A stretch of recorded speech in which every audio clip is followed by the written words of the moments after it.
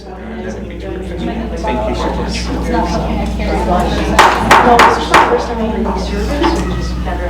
Good evening. It is 6:37 on Monday, August 5th. I will call our meeting to order. Roll call. Joel? Here. Leah? Here. Adam? Here. Sarah is not able to join us this evening. Carly? Here. Tom? Here. I'm here. Dr. Salerno, has our meeting been properly noticed? Yes. Please join me in the pledge of allegiance. Pledge allegiance to the flag of the United States of America and to the republic for which it stands, one nation, under God, indivisible, with liberty and justice for all. Would someone like to read the mission statement? Please. Okay, I'll read it. The Mount Horeb Area School District, in partnership with the community, is dedicated to nurturing, educating, and challenging all students, preparing and empowering them to be productive, responsible, and self-fulfilled members of society. Thank you, Leah. Number 2, would someone like to approve our agenda? I'll approve the agenda for tonight's meeting. Second. Motion by Tom, seconded by Carly to approve the agenda. All those in favor, please say aye. Aye. Anyone opposed? 2B, approval of our July 15th, 2024 board regular meeting minutes. Would someone like to make a motion? Motion to approve the minutes from last meeting. Second. Motion by Tom, seconded by Carly to approve our July 15th, 2024 board regular meeting minutes. All those in favor, please say aye. Aye. Anyone opposed? Number 3, addressing the board, our FFA students and Ms. Allen. Please, come on up.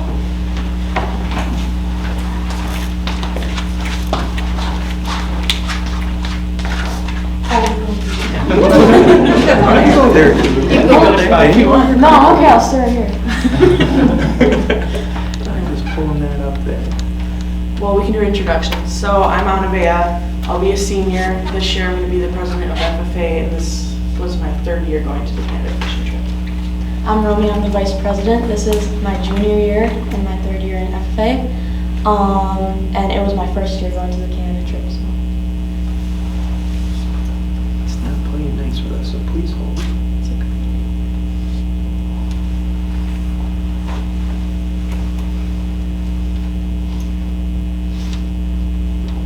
Here it is.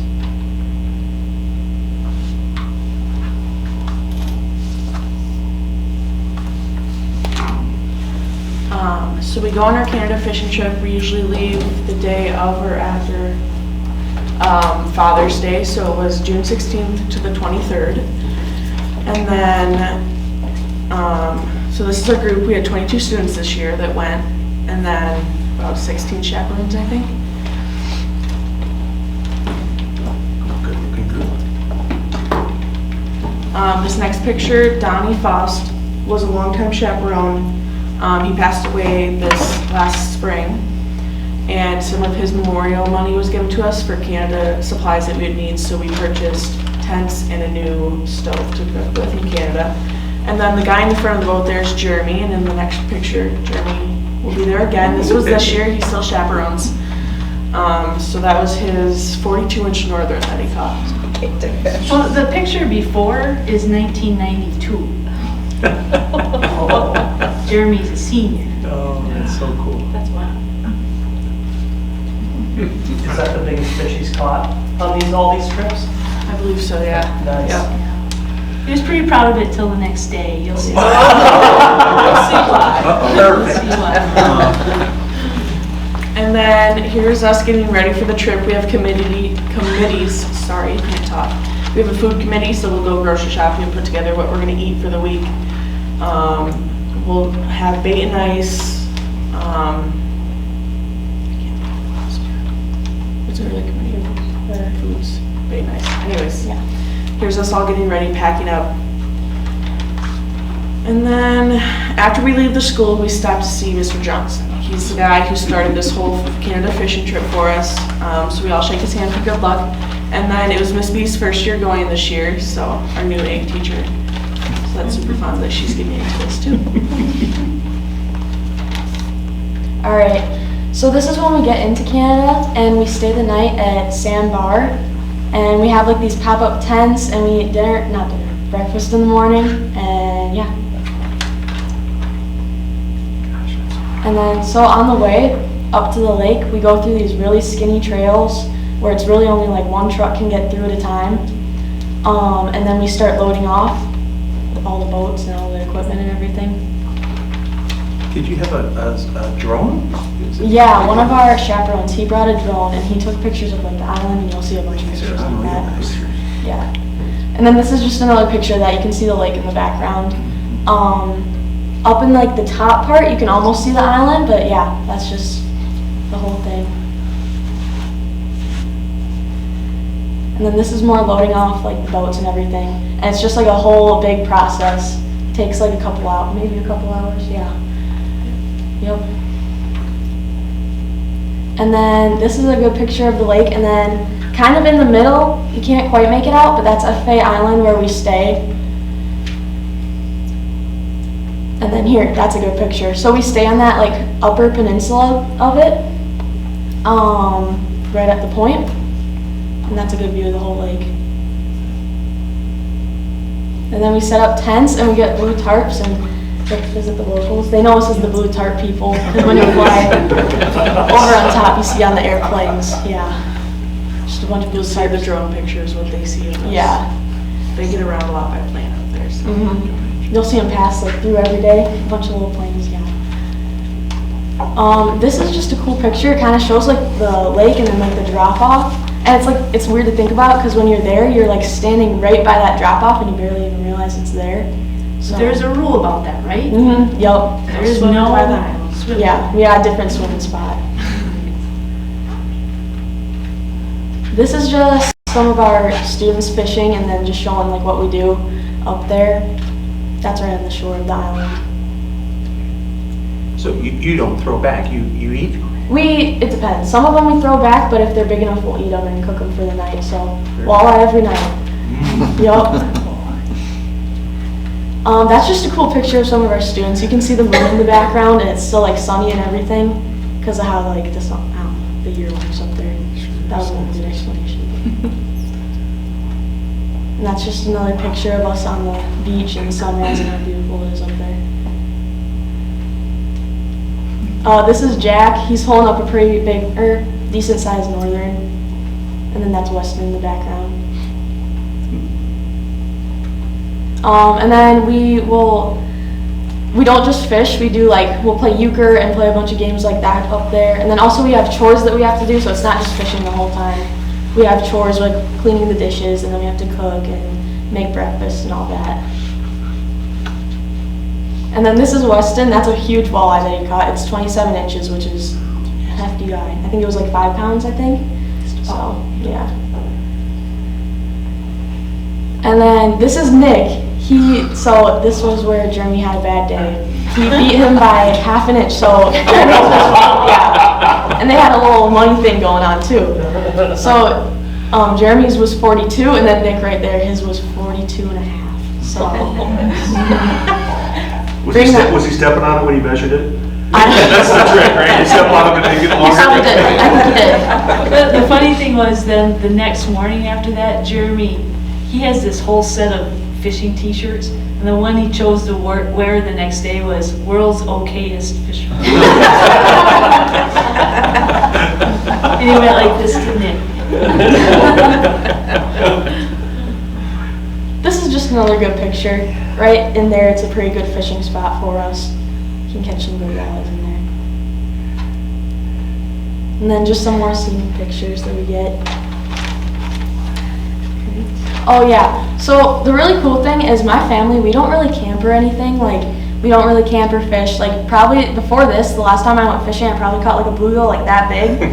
So I'm not like a big fisher at all. But then when I came up there, it was crazy. Like, I caught the biggest fish I've ever caught, and it was a 37.5-inch northern. And I thought it was a rock at first, and I tried snapping the line so many times.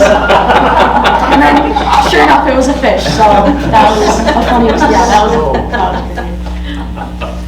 It's just a super cool experience for kids that don't get to do this normally. It's good opportunities to Go get out there. So, yeah. you see any other wildlife other than fish? Oh yeah, I think some people saw some moose, I think, when we were driving out. Loons, Arctic tern, eagles. I didn't see this year any caribou, but we often see caribou. It's right on the edge of the woodland caribou range. Okay. So we sometimes see bear. Not on our end. That's why we are on an island, is we avoid, Yeah. this would be a nightmare, taking teenagers and food on a shore. Looks like a smorgasbord to a bear. But yeah, so that's why the island. The other thing about the island, there are some gritty parts of this trip too.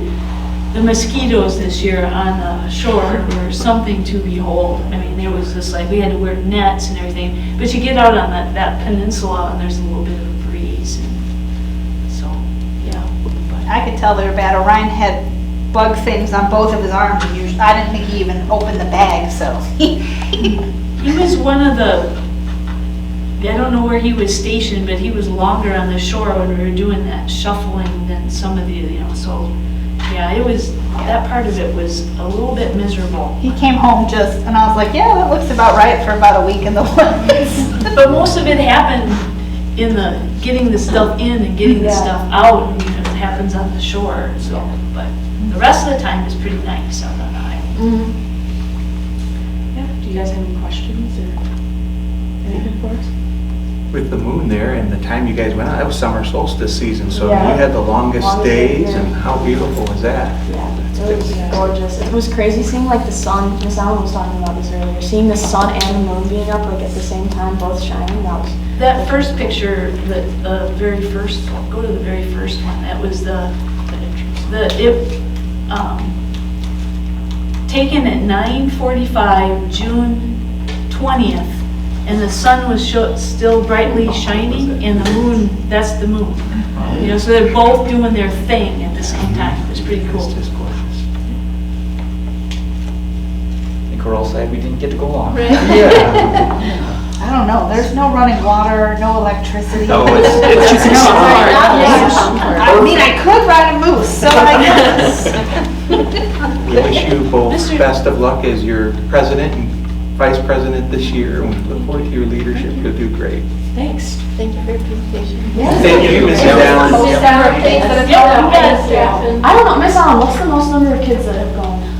We've had every number from 5 to 36 Okay, so students. It just varies all over the place. It seemed like, because, you guys come present every year, and it seems like a manageable amount, and then when we were loading vehicles, I'm like, this is a lot of kids to take into the woods. So more power to you, because I don't think I'd come out survive. They all came home, I assume? What's that? All the kids came home, I assume? No, we're missing one. Oh, it's fine. Even Orion. Yeah. Thank you. Well done. Let's give them a round of applause.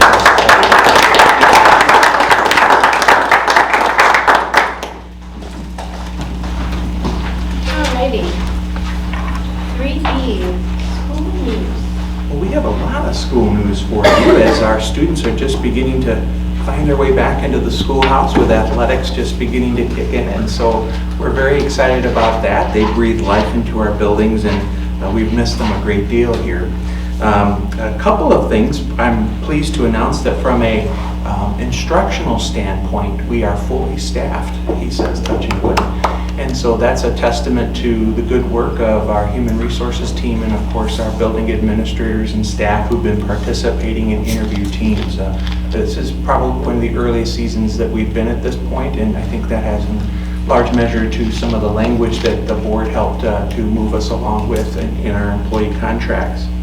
I wanted to mention that in addition to our students coming in, we have a number of staff members who've been in the buildings. Now, everybody probably thinks that teachers are probably just relaxing during the summertime, and maybe there's a little bit of that, but I know every single one of our teachers at some point has had a touch point into our schools this summer, whether it be evidence-based grading discussions that have been ongoing here in our schools this week, to the upcoming Viking Voyage Week, which will occur 2 weeks from today, starting then. And then tomorrow's called our Student Success Summit, when many of our leaders from around the district will be joining and convening just to begin looking at things like the Board of Education's power goals and how we can't weave those into the work and have it cascade throughout the organization. So I really want to thank all of our educators who are finding time to participate not only in efforts that are happening in our schools, but also they're finding time to take classes too through the universities and the like. And I want to provide an opportunity for our community as we begin to help support our students as they come back into school here in 28 days. We are going to be offering a very special program on Tuesday evening, August the 27th. It's an opportunity for parents to learn about how they can help support their children in building and enhancing resiliency in our kids. More than any other age group at any other time, I think, in children's history, our kids are being given much more to have to cope with than we would have had when we were young people. And sometimes that involves setbacks, and how do we help teach explicitly the characteristics of resiliency and fortitude? Well, we've invited some friends from the U.S. Department of Education who will already be here that day providing support to our teachers and staff. They're going to stick around. They're flying in from Washington, D.C. just for this very special day, and they'll stick around for about an hour extra from about 5 p.m. to 6 p.m. in order to host this special event for families. So I'm excited about it because this is another example of how our school district works to partner with our families in support of our beautiful young people. So we've got a lot of good things happening, and eager as we get closer and closer, we'll have more information to unveil on the 19th. Awesome, thank you. Anybody else have school news? I had it's old, it's a little dated at this point, but the first time I've had a chance to talk about it, I, on the 18th of June, went to the CESA conference. And so just to give like a brief update there, the main purpose of that conference is to elect the Board of Control. In our clusters are Rona, us, Wisconsin Heights, and Middleton, Cross Plains, and so our representative from our cluster was Bob Green, who stepped up from Middleton. So that was the main order of business, but then there was the keynote was Tom McCarthy, the Deputy Director of the DPI. And so he kind of gave an update on just a couple of things to be aware of. One, he gave an update on DPI's work they've been trying to do over the past, 6 or 8 months or so, a survey of schools and districts to just find out how to better enhance their services and what they do and kind of get strategic focus. And so if there are, I think they're mostly done with that input phase now and trying to organize that, but there are things that we feel like we need from DPI that we don't get. It sounds like there's still opportunity to get that feedback to them. The second, he talked a little bit about the budget process and just the preparing for upcoming discussions on the state budget and what we need. And he again reiterated the message of trying to coordinate. Again, they're taking feedback on that, but also just reiterated the message of trying to coordinate budgetary asks so that each district isn't asking for different things, but rather that all districts are kind of working together to ask for similar things. And then he took questions, and a lot of the questions at the time were around the Milwaukee Public School issue and how DPI was handling that.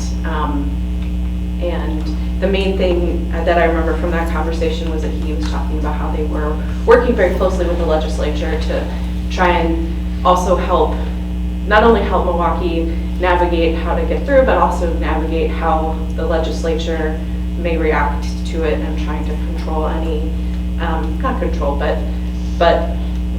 help ensure that there isn't overcorrection or overreaction to some of those issues. So that's the quick update that I have there. Yeah, thank you, Brian.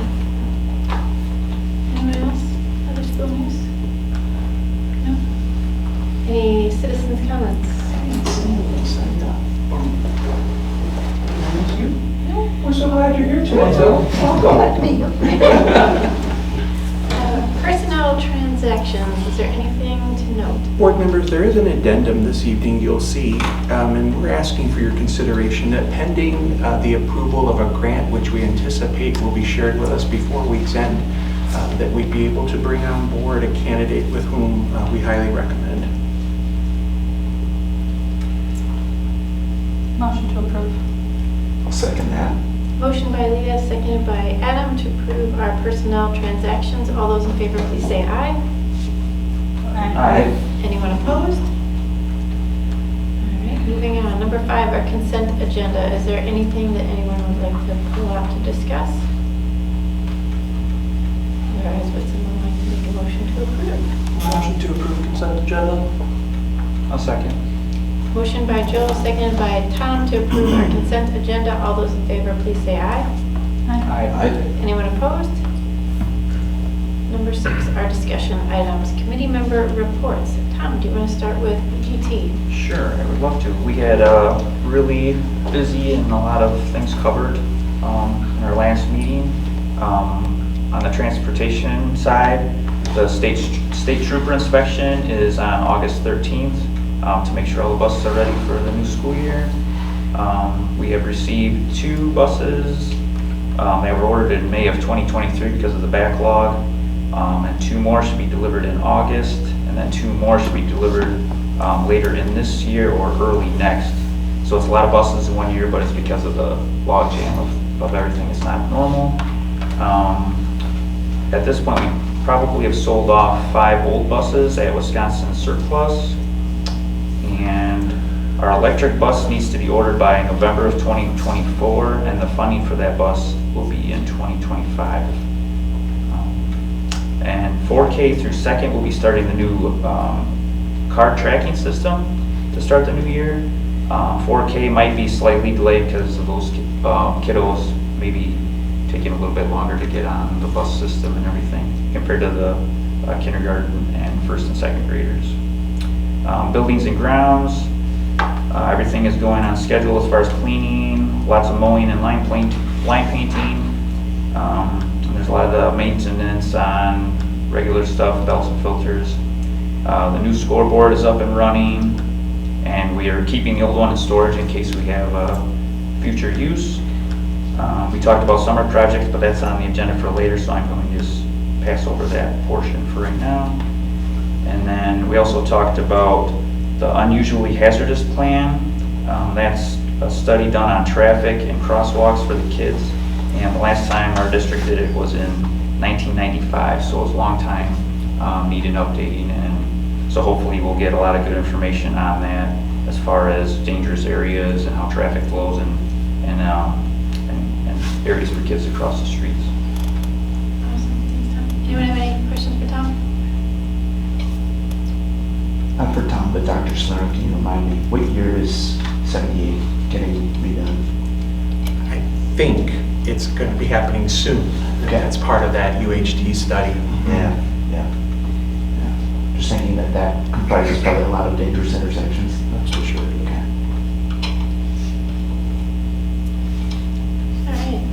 Joel, would you like to talk about finance? I can. We met on the 23rd. It was a rousing meeting.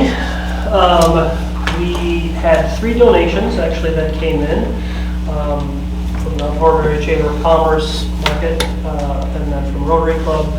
First 2 were some post May 1st things, and then the Rotary Club was for some fitness technology needs at the Intermediate Center. So we appreciate those donations. Definitely will be put to good use. Then we spent the rest of the time talking about the annual meeting and the annual report. The audit was finished. Well, it's finished. We haven't received the report yet, obviously. It takes them a little bit of time to do that. And maybe some back and forth. I don't know if Scott's here tonight. He's back there. So between the auditors and here, but it sounds like it went very, very well. We talked through the annual report. Coming up for our meeting coming up here next week already. That's right, next Monday. Oh my goodness. A couple of major points of conversation there were around the fund balance as a percentage of expenses, and we've been able to keep keep that above 20%, even with everything going on. So that's been a good thing. And the other major thing of note there was that we are technically not balanced as of the end of last year because we didn't receive the 2 school buses until after the end of the fiscal year. So there's a $290,000 difference between expenditures versus revenues based on that. So other than that, we meet again on September 9th. Thank you, Joe. Any questions for Joe? If you don't mind me just mentioning rather quickly, while not a part of the Finance Committee this time, we just received word from OAG that we're receiving about almost $59,000 in grant money, thanks to another grant that Aubrey Hanks has written on behalf of the district. So the committee, the Finance Committee, will receive that on September 9th. But I'm very pleased to tell you that that grant money is going to go a long way to assisting with enhancing communication systems throughout our entire district and additional dollars for door fobs. And then I think I've told you a little bit about Crumble. Have you heard about Crumble? Crumble is our new service animal therapy dog who will be joining us in our district here. And some of the dollars to offset Crumble's medical expenses, cleaning fees, these sorts of things are also part of that grant. So I want to thank Aubrey for yet another successful revenue stream to bring into our district. Truly remarkable work, and I know that she got a lot of help from a lot of people on senior leadership team as well as throughout the district. So we're going to be looking forward to celebrating even more once we hear hopefully from the Department of Education here in the coming days. So something more to look forward to. Thank you, Aubrey. We could get one of those little, electric signs above your office door about how much money you're Yeah. getting. Tape going Yeah, a lot. Rolling in the deep. Although I have to say, I can't approve Crumble until I meet it. I was thinking the same thing. Yes. In my lap. He's a golden retriever. No, I do need to meet him. Are we gonna arm wrestle over who gets to keep him? We got a family already who's got selected. Is going to do a great job for us. Backup family? In case they go out of town. Awesome. Carly, would you like to talk about that? Sure. So the last meeting was on Monday, the 15th of July. I was not actually here, so you'll get the abbreviated version. Hopefully Leah can jump in if there's any color or nuance that I'm missing. So some policy reviews, one of which was the emergency medication, which I believe went to the board meeting an hour later and was passed and approved, so you've seen that. School safety, which we have in front of us tonight to review, went through on the 15th. And then some other updates of ongoing things, the Title IX update, again, which we'll hear more about, it looks like, very shortly on the agenda. And a school safety update, which I think we've also been hearing about that wonderful work in our communications and updates as well. Anything else? That was the meeting. It's a lot of policy. Getting rid of fluff stuff. Our next meeting is August 19th, and there'll be more policies to review along with discussion update on the SRO program. Thank you, Carly. Adam, do you have anything to report on Parks and Rec? I have an update. Aubrey, in addition to everything else that she's doing, to have like a spare 60 minutes go cover for me at the Parks and Rec meeting too, because I was double booked with finance. And it worked out pretty well because they were interested in hearing more about sponsorship, about our sponsorship, specifically, correct me if I'm wrong, but specifically as it pertained to pickleball courts and that area at Viking Park. So just wanted to hear more about what our plans were on sponsorship. I assume probably some potential partnerships or inroads into using that space. So they just had a very good open discussion, another great example of our cooperation with the village on that space. Aubrey and team are currently kind of putting together more details also about revenues coming in from all the sponsorships, and we'll be bringing that back to the board as well. Great. look for that coming through the finance committee in the coming months ahead. Great. Thank you. Anybody have any questions for Ed? Alrighty. Moving on to long-range facility plan updates. Scott and Dave, would you like to join us?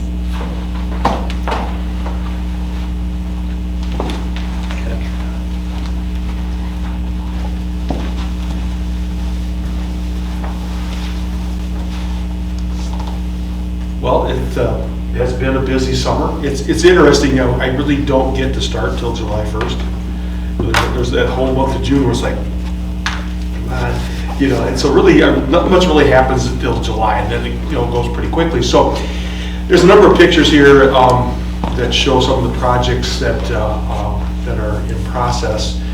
And this is 2-3 weeks old now, so a lot has happened since then.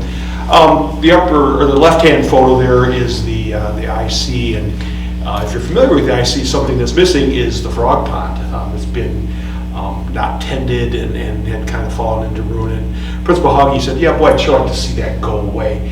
We had some water issues that we dealt with as well, so we got the frog pond taken out, swale for the water to go away. So we're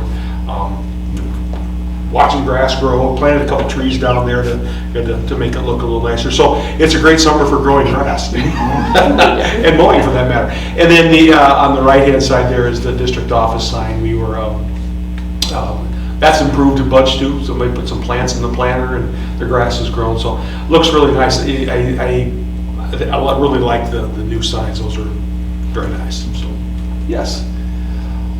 Other things, on the left is the soccer stadium. There's a fence there that's in poor repair. It's been a bit of a problem for us with some water erosion over by the press box area. Anyway, what we're doing is we're moving the fence up the hill to the edge of the blacktop, and we're putting some serious posts and guardrails in there so people can back up against it and not cause any damage. And then it allows me to only mow on one side of the fence. And again, it's taken some abuse over the years from snow plowing and other help. In the middle, you see the scoreboard. We had a wonderful afternoon with Terry Kurth and his wife. They came to see the scoreboard in action. The IT team, the people who are going to be running the graphics and stuff, have done some neat stuff to kind of show and tell what this looks like. It really is pretty cool. Every time I see that go up, there's a lot of improvement there. So yeah, Terry was very impressed with where we were at, very happy with how it looked and functioned, and we're really chomping at the bit to take it out for that first test drive.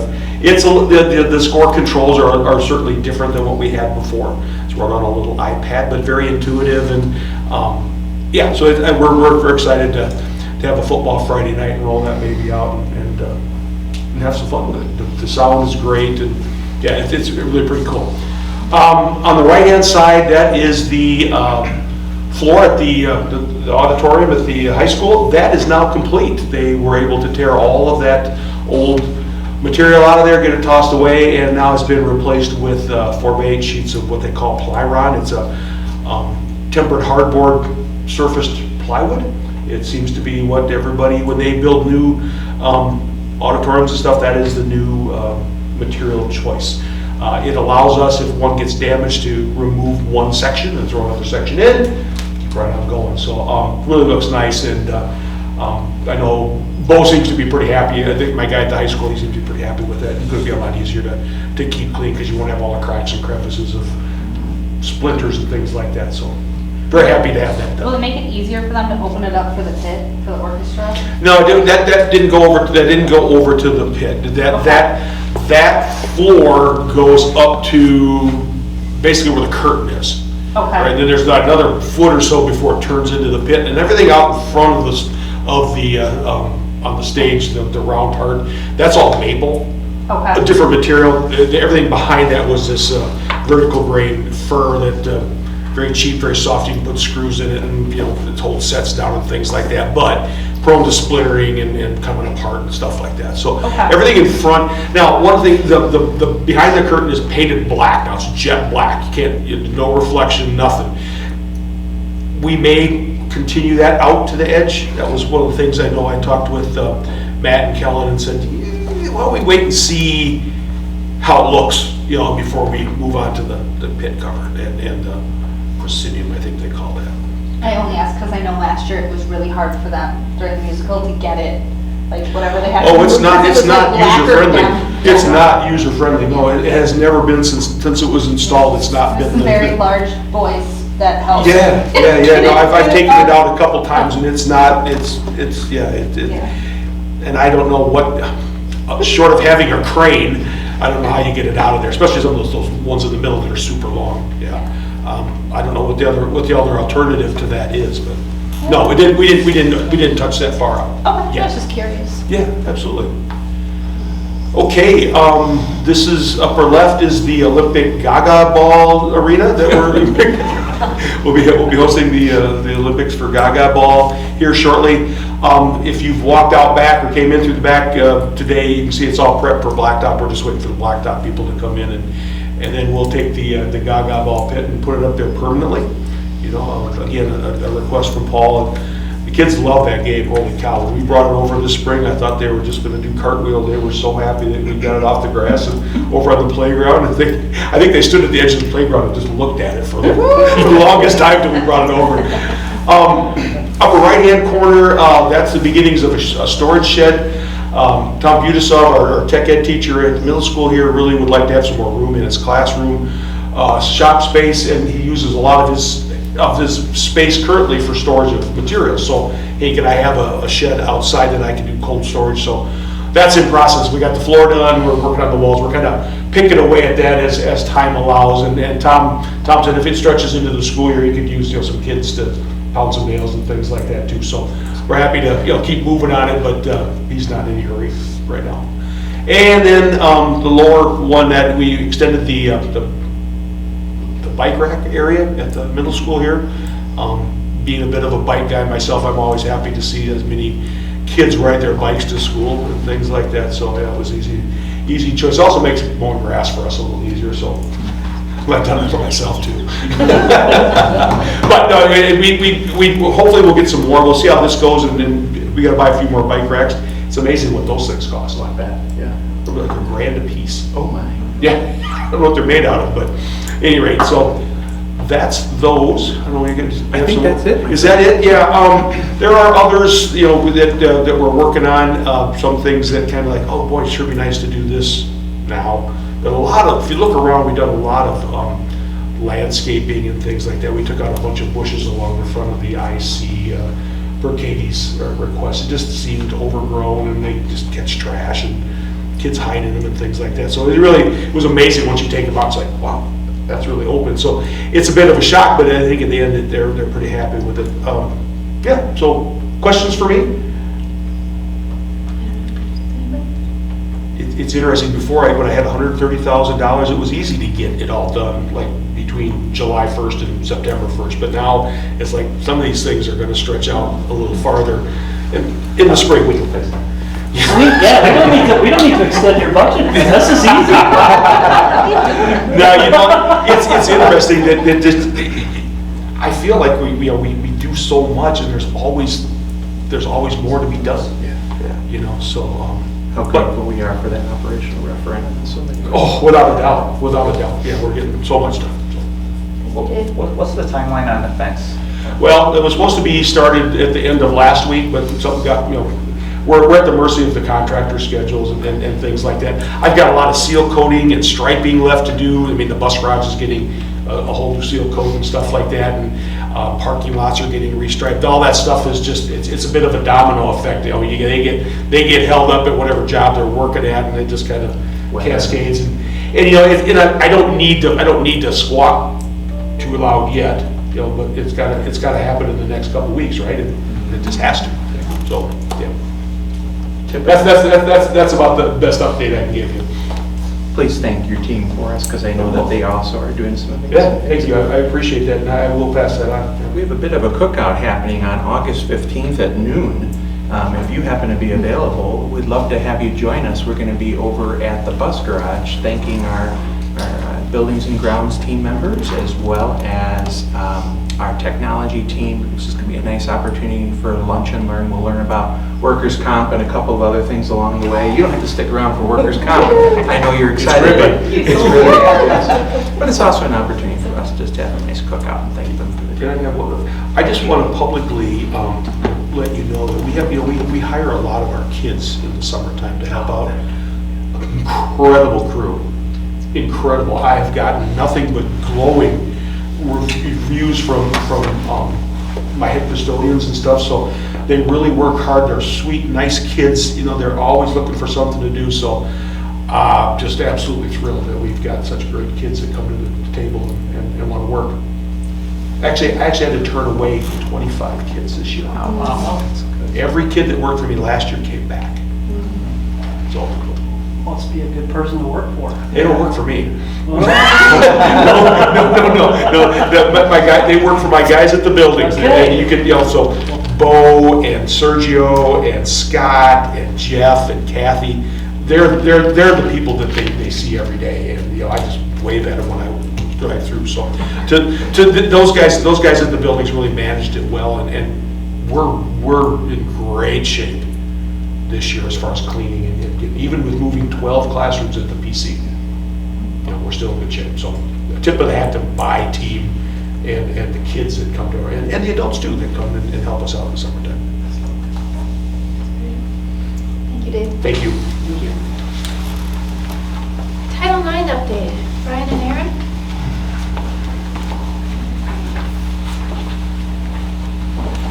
I don't know how much you're paying attention to Title IX, but Brian and I are paying a lot of attention. There's a lot, as we mentioned before, it's pretty fluid. We're working closely with our attorney on it to make sure that we have the needed updates in the language. But we're definitely going to go slow to go right versus making quick adjustments because it's so fluid. One thing to emphasize is that the practices and the procedural pieces that are involved in Title IX are very much the same in what we're going to continue to do. It's just some of the new scope that they talk about, we want to make sure we have the correct language and fully understand. Training is just coming out, still a lot of fluid pieces, but we're working closely with our attorney, and then we'll be bringing that to you in the upcoming weeks, or months. Our attorney said that when we met with her last week that we're in a good track and a good projection for how we're moving forward, which is giving our policies, reviewing, double checking, making sure that we're in alignment with what's happening at our circuit level, and so we're in a good spot. So I'm feeling good. Is there any additional reporting requirements or anything that are coming out of this? Seen reporting. Nothing that we have to report back on, okay. I mean, like when, at the end, we'll do the OCR report we do every year, 2 years? Office of Civil Rights, and they'll ask for Title IX complaints in that. I'm trying to think of pupil non-discrimination. I can't remember if it's asked in that, but those are regular things that would already. But it's not like something that is adding a bunch of additional reporting that we have to do at the moment. The biggest piece, we think, is the obligation we have to investigate matters that occur outside of the school purview that will be new for us. All of the work that we've done as a school community around supporting all students is language that this board thankfully and this community has thankfully continued to support our young people, and we don't foresee that being a change in our recommendation to the board. It really will be monitoring some of that reporting. Those investigations, it's going to take some time. Yep, the scope, and that's the new language and that's the new piece, and so we just want to make sure we have it correct, and that's why working with our attorney and doing it slowly but correctly, it feels the best approach right now. It'll be multiple. It won't be, one of those like, here's the new policy. It'll be, here's the new 5 policies, because it affects so many different things. It'll affect the bullying and harassment, intimidation, because all of those factors then could become part of Title IX. And so it really affects so many different components. And so that's the piece that you just have to really quadruple check. So that's what we're in the process of doing. Sounds good. Anyone have any questions? Thank you. Thank you. Action items. First reading of policy 443.5. Sarah?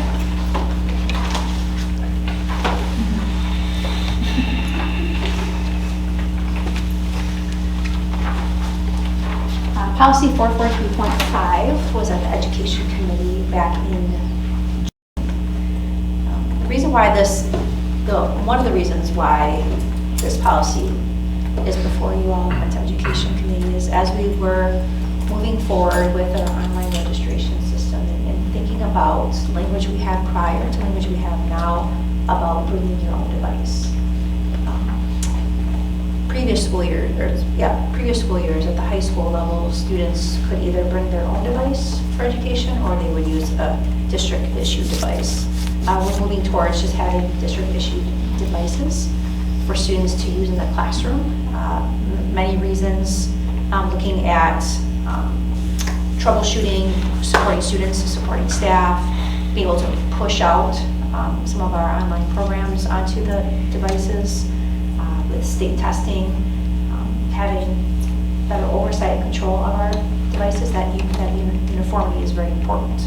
So we wanted to make sure we had that language about bringing your own device for instructional purposes removed. So that's what started me playing with this policy. A couple other pieces, restructuring the policy, so just moving some pieces around. I know our board likes to have sections and headers to really understand what part of the policy is each spot. A newer piece to the policy on page, let's see here, back to page 1, it's right there, perfect, where that comment is there. Looking at other school district policies, some language stuck out to me after May 1st and thinking about emergency situations, and we talked about this at the Education Committee about whether we wanted to keep language like this or add language like this into the policy. And committee members definitely thought it would be appropriate, considering where we just were within our school district a month prior, about making sure that our administrative team or staff have complete control about directing students to turn off their devices. And I think we don't need to go into why, but we had a really good discussion at that point as to why. So that's a newer piece of language within this policy. Other than that, again, just moving some pieces around and being more clear on page, I believe, 2 about the disciplinary pieces and what we can and cannot do. Other than that, the rest of the policy stays intact.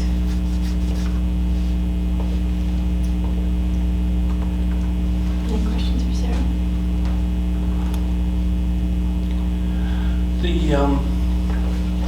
That one that's highlighted all in pink there, that's a pretty uncomfortable piece. I mean, it's the policing side of this.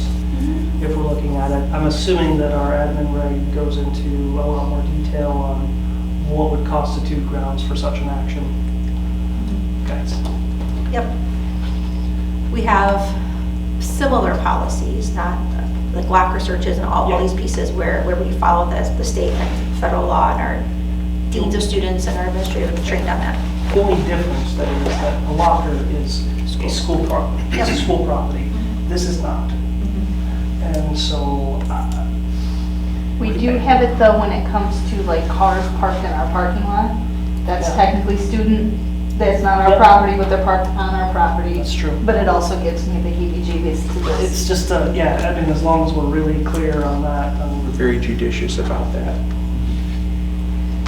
we've heard all the stories of all the other districts that have run into issues on that type of action. Are you done? I'm done, yes. Proceed. I'll go. Okay, so my first one is the paragraph, I'll start at the top, where the superintendent or designee is authorized to establish school rules and acceptable use guidelines. Is that like in lieu of the policy? Like, because the board establishes the policy, so I don't understand what this is saying. So, may I? Yes. As a parent, around this time last year, we saw more guidance from our two principals, Paul and Cody, about off and away and how we're moving towards helping students understand when and where to use their cell phones. Got it. So this language supports their administrative right to be able to maintain and manage their building and their culture and their students. Got it. Within the framework of the board's policy. Yep, perfect. I was just like, is this, okay, so I'm with you now. All right, and then, let's see. Under the conditions for acceptable use, the second bullet point, if we can change it to read, to capture, record, transmit, blah, blah, blah, except as permitted by, because we say, you're prohibited from doing this, but then we say, unless we tell you to, you can. We need to say what's prohibited first, I feel like, because I had to read it like 3 times to go, what's prohibited? So it's prohibited to capture, record, and transmit audio, pictures, or video of an individual without proper consent. Except, so the rule first and then the except after. Because that's the only one where we have it that way, all the rest were the other way. And then, the other one I had was somewhere it talked about you can't hotspot. Where is that? Oh yeah, it's highlighted. It's on the next page. You're prohibited to create your own hotspot or use cellular connections.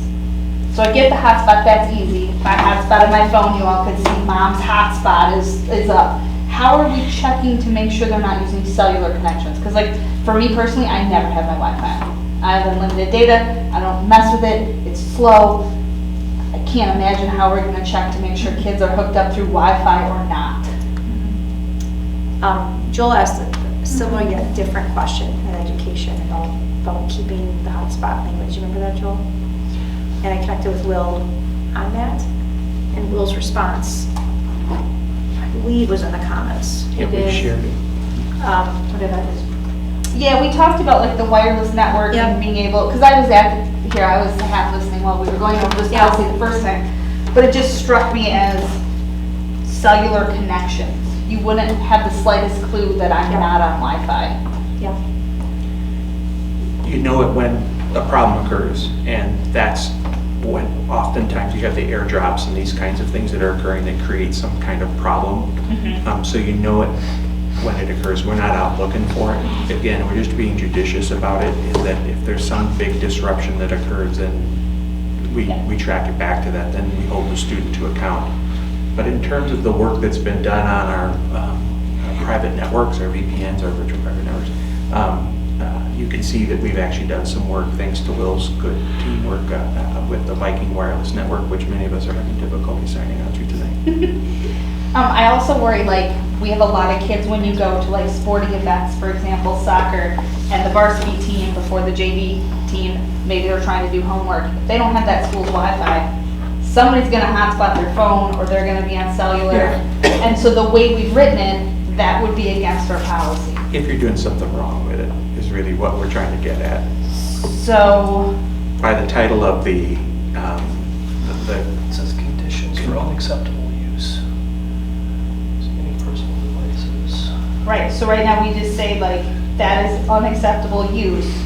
And I'm saying there could be a use case, so it might need the caveat, maybe the whole thing needs a caveat of unless someone has told you otherwise. Because there's gonna be, you know, examples where May 1st, if the internet went out, somebody could have hotspotted their phone and got all their friends so they could call their parents. Like, there's gonna be situations where they may need to do that. PTO, I've had to hotspot my phone numerous times because couldn't get it, like, it didn't like Google Sheets. maybe we can put in a prepositional phrase at the end for purposes that are not in keeping with our acceptable use policy. Something, yeah, something just so it doesn't make it like a hard and fast rule, because we know there may need to be exceptions. Yep, we'd be happy to do that. And then I have one more question. And I don't know if this is the thing or not, but originally when the... Wait, can I do Oh. that representative? Sorry. After the whole big long list of bullets, there is a statement that says, exceptions may include medical emergency or safety concerns of students or staff.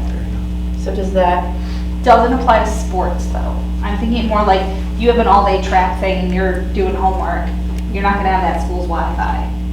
Like, so yes, you're right, it does talk about What could it be? emergencies. Medical emergency, safety, or acceptable use according to the policy. Something, just to kind of cover, we can't approve it tonight anyway, so. Something like that. How about I add in there the acceptable use, Yeah. conditions that are appropriate? okay, sorry to interrupt you. No, that's okay. And my last, I think this is my last question, sorry. So when we first started the esports team, the kids brought their own devices, their own switches, their own Xboxes, their own stuff. Are they still bringing their own stuff? Or are we providing their own stuff? Because if they're bringing their own stuff, then the whole student does so at their own risk, blah, blah, blah, blah, blah, but you can't participate if you don't bring your own stuff, part is a little wonky. I know that was my big concern back then. Does it help? Mind going to the first sentence of the policy, please? Maybe it doesn't help. Nope, like top. So this policy is intended to apply for students when they're at school, participating in school-sponsored activities times. So it's subject to authority and supervision. So esports would be part of a school-sponsored activity.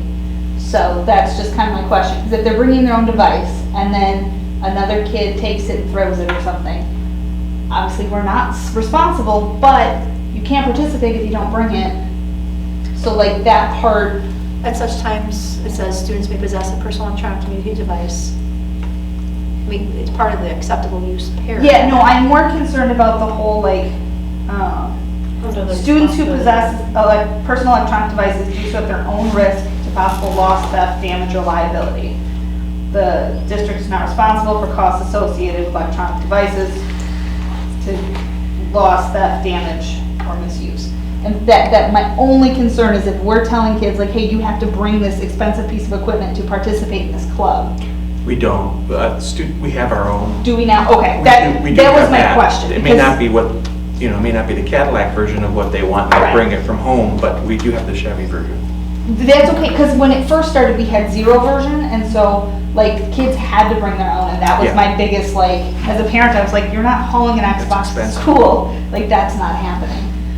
So that was my question, like, do we have those things? Because if we do, then, yeah, sorry, I was probably not asking it in a way that I'm I glad you thought. asked it, because it's a good question, and it's one that will be important to our students. Yeah, so if we have it, if they want to bring the Cadillac version, that's on them. As long as we have the Pinto or the Chevy version, I'm fine. No Pintos. Those were all recalled.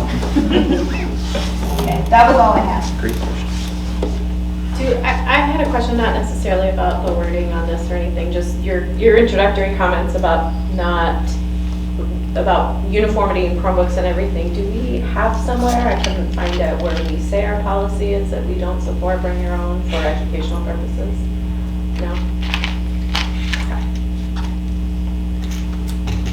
I don't know if we have a policy, I but I think it's- know that Cody has sent out emails. Yeah. It's in the, Yeah. it's I'm trying to think if there's any phrase in here. It's something you. We crossed it out.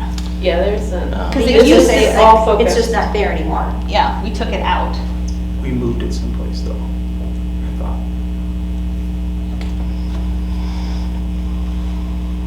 And I don't know that it's like necessary. I could just see a parent being like, no, this is what I want to send my kid with. This is what I want to use. And if we have something written somewhere that says that's not how we do things.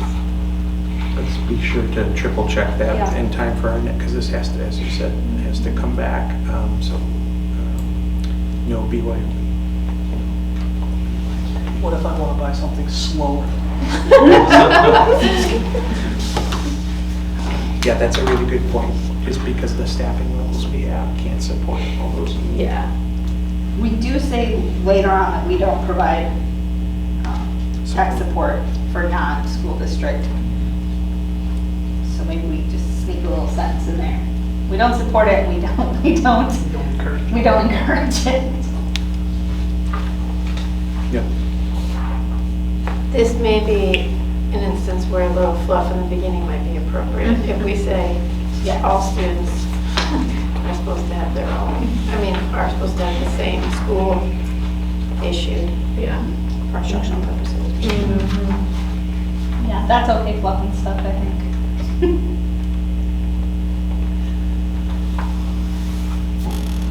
Thanks for the feedback and the questions. Anything else, anybody? No. Thank you, Sarah. Thank you. Brian, 453.1, emergency nursing services. Yeah, so this was a policy update in terms of when I brought it to SAW last month. There was kind of one big Wisconsin act that we wanted to address, which was that all of our schools would start carrying naloxone, which is an opioid antagonist. Otherwise, and so we wanted to start carrying that within schools. And so that was a pretty big new thing that we were doing and felt like it needed to be specifically addressed within the policy. Since then, we also found out that multiple Wisconsin acts were passed, 193, 194, and 195. And so added number 7 in there too, that we are going to stock and provide emergency medication for students who are diabetic and also students who experience respiratory distress. And so in all of our schools and all of our school nurses will have naloxone, glucagon, and the beta-2 antagonist, such as albuterol. So we will be able to help if somebody is overdosing. We'll be able to help if somebody is having an asthmatic attack, and if somebody is having a diabetic emergency. So and that includes, and the reason, we had a lot of debate, and we, including at SAW, about having it just like at the middle and high school. But it could be for a family member, it could be for, pickup or, any of those circumstances. And so just thought better be safe than sorry. We'll carry it in all of our buildings. We have our district physician. She'll be able to write us out a prescription. There is an expiration date, but it isn't like 6 months or anything like that. It's a couple of years. And so we'll be able to have all of those within each building. So for the albuterol, are we have like an inhaler? Are we gonna have like a nebulizer, or you can't? Albuterol is usually like you have to have like inhale it. I know because I have a box in my cabinet. I just know that the beta-2 antagonist, such as albuterol, was that was what the policy, the law. I believe that one, and I can look it up, is 190. We think it would be likely going to be a decision that our school nurses will make, and if it does require that kind of mechanics, then we certainly will have it available. Yeah, I was just more curious because if it's a nebulizer, It's a whole do machine. you have one in each building, and then you have to replace the breathing parts and the tubes and the. When we add specific things like this, do we have to add language to like school intake forms, things like that, to make sure that parents are authorizing this? That's right. So through our online learning, I'm sorry, I'm stepping on your toes. That's okay. I think we'll maybe go in different directions on this, and so then we can go back to it. I think this is for emergency purposes only. So this is not like, you're gonna have an extra inhaler, so if my kid needs it. This is an emergency. A kid is having an attack, call 911, you take it, right? The same for the naloxone, or probably saying it wrong, but Narcan, ultimately, right? Like somebody's having an emergency within our department and we administer it. Anybody who's trained can administer it. And so I don't anticipate it changing necessarily any forms, because it's not, unless it's part of like the health. Now, parents supply these for their kids in a general, and those part of health plans and all of those plans, but this is in addition to. But I would suggest that the vast majority of the students who receive this, we already have release from the parent to administer. Correct. I don't know that we would take it upon ourselves, because we're not medically trained, to to give it to somebody who doesn't have that prescription already on file with us.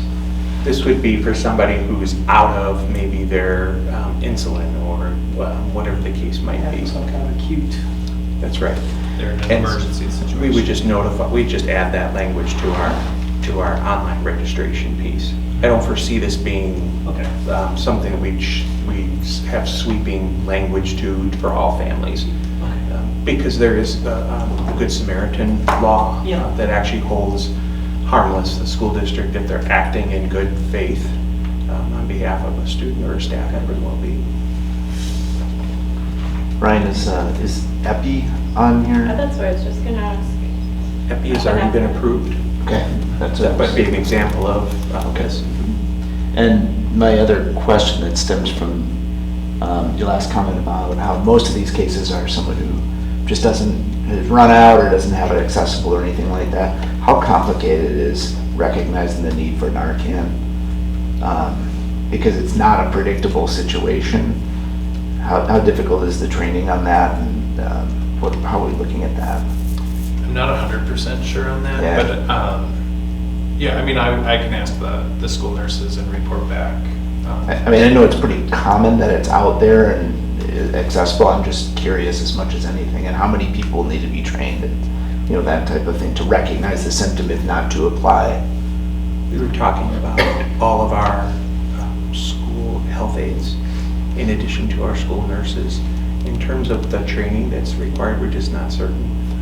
But I imagine it has to be recognizing the signs and I think all police now carry it, so I'm sure it's training similar to what they've probably had to have. Yeah. We asked our SRO at one point if he, like this past year, if he carried it with him, and he indicated he did not. So that's kind of why we chose to make sure we do it at this point, and maybe that's because of his role or whatnot. But yeah. Let's hope this policy was written for no good reason. We all agree with that. Yeah. I have one more thing on number 4. There's probably some small wording change that could help, but I read it a couple times and I was like, I'm not quite, I think I know what it's trying to say, but it's just worded awkwardly. Is it complete emergency data form for students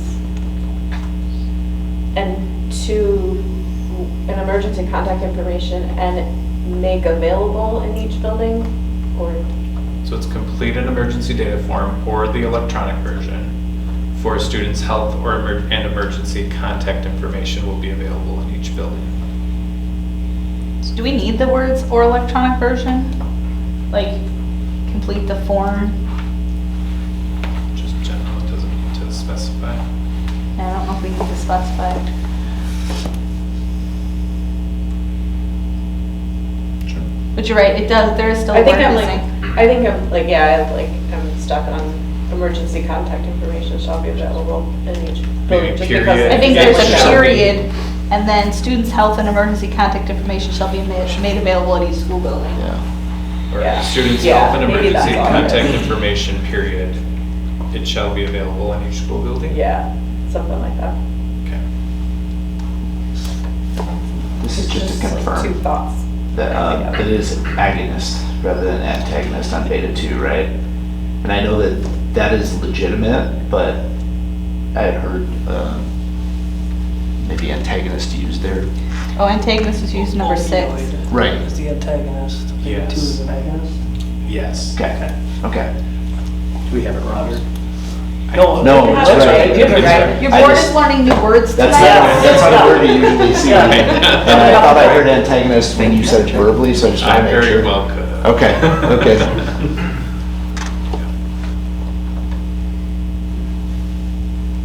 All right, can we make those changes?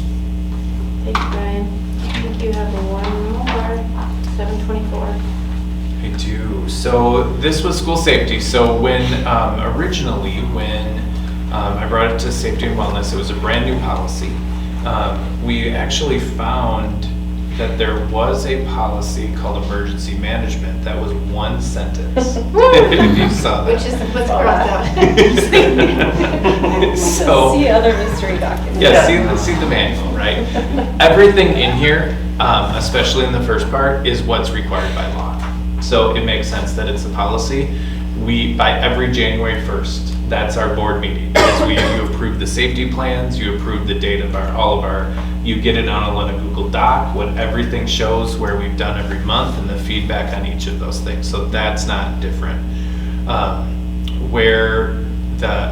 This is a little funny, but the one sentence that says add definition the definition didn't get added. I'll read it to you.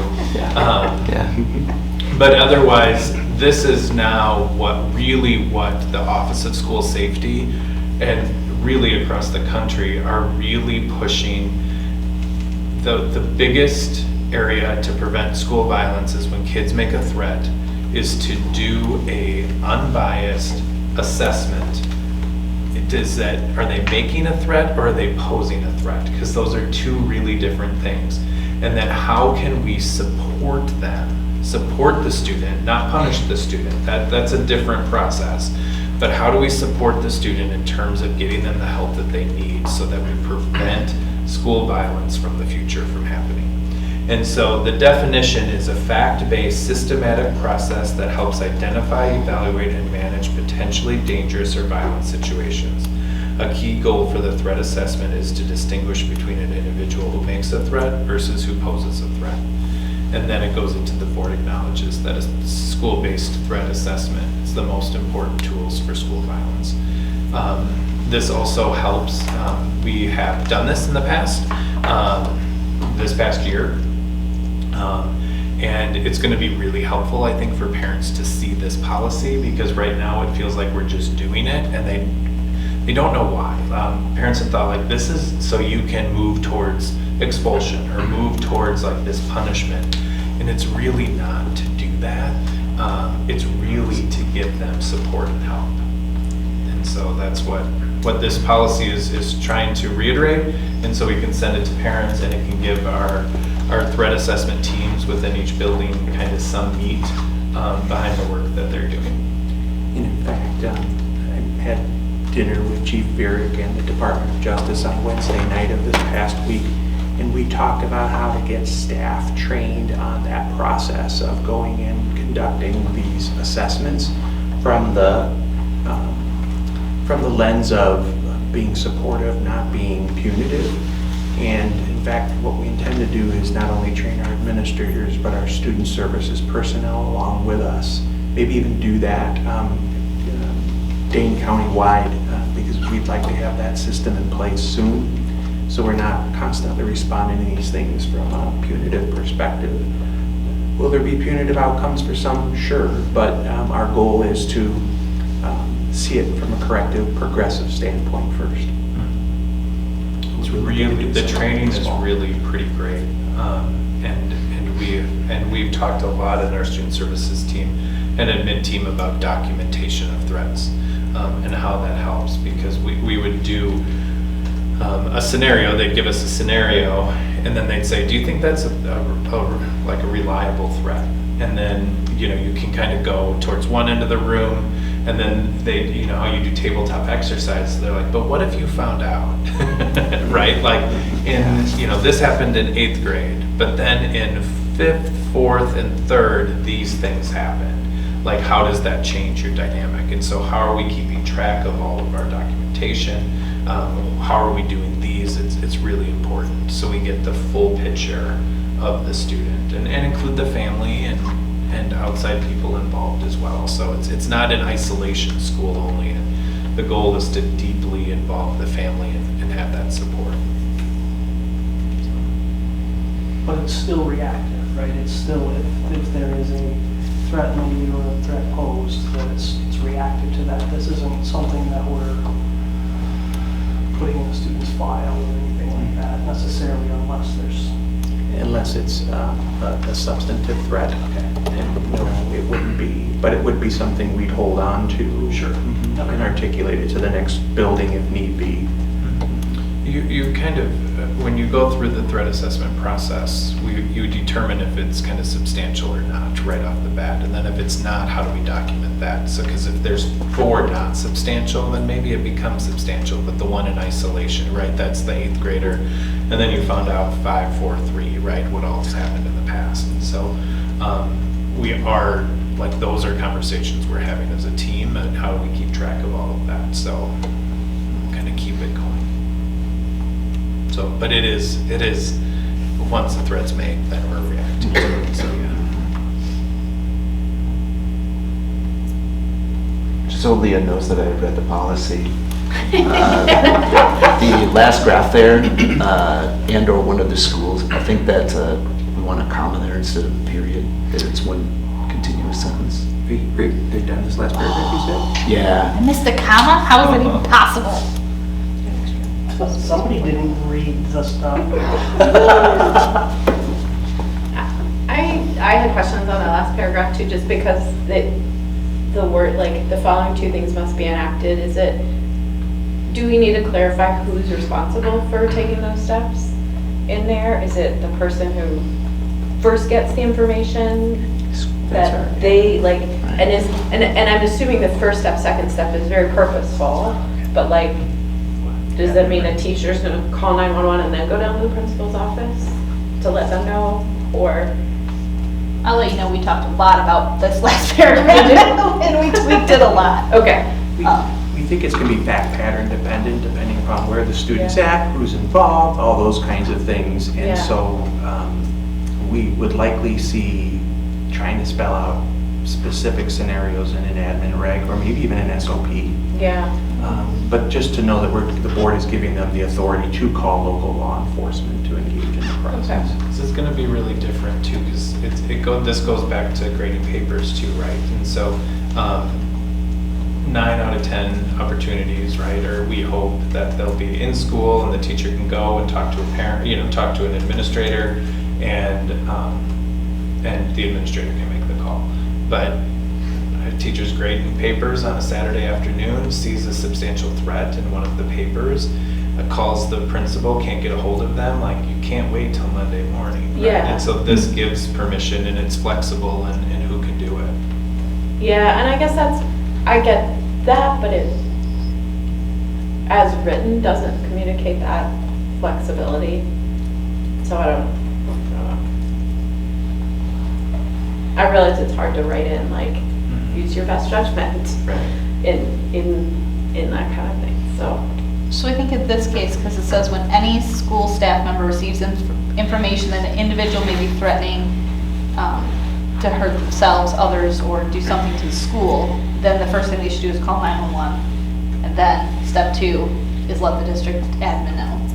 Like, if they're grading papers and somebody's like, I'm gonna do this thing, should call 911 immediately. Yeah.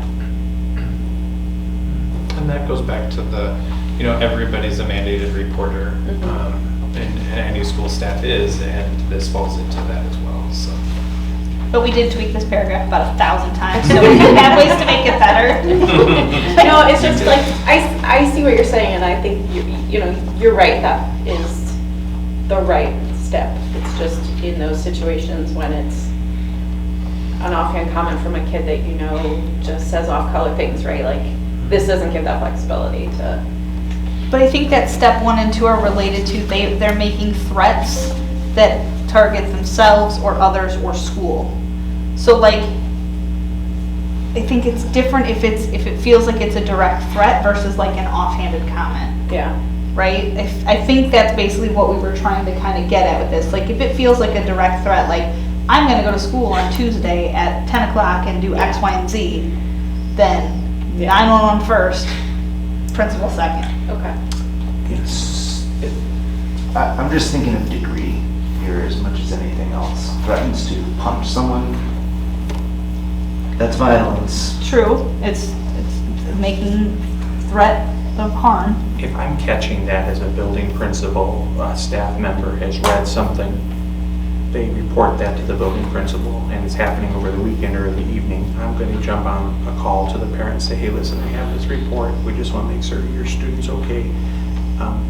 Before we start the school day tomorrow, why don't we visit in my office so we can kind of unpack this together. And that's where we can find out whether or not it truly is a specific threat and something we refer over to this training that we've just talked about.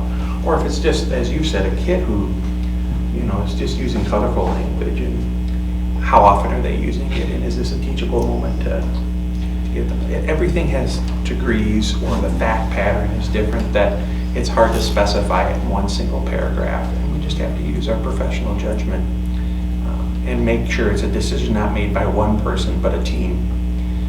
That's really important to me, is that we're not letting that decision just be held by one person, but that multiple people are helping to weigh in on that decision. So would it help if we Should it said not something say like it must? said when appropriate to call 911? Because you're right, Yeah. if they're threatening to punch somebody, I don't know that that's a 911 call necessarily. But if they're like, I'm gonna go to school and do X, Y, and Z on Tuesday, then that is for sure a 911 call. Maybe it depends on immediacy and degree. Right. Those would be the, right, if it's, Yeah. if it's if it's going to happen shortly, and to your point, Adam, about degree. Maybe that's the language we use. I'm with you. I think giving them as many tools, our teachers as many tools as possible to address it in the way they think is best is probably, I'd rather have overcalled and then undercalled, and then we're dealing with a different response, for sure. I also don't want a teacher to think, okay, they said they're gonna punch this kid, now I have to call 911. Yeah. Because we do say must. Might be Right. true, Right, too, it's the Right. must is, maybe it's just down to the I see what must, you're saying. because I think that's Right. a good example. Let me reword that. I took down all those notes, so let me rework on that, and then we'll bring it back to the next board meeting. It had to come back anyway, so. Yes. You wanted to work on it. Any other comments or questions? Thank you, Brian. Thank you very much.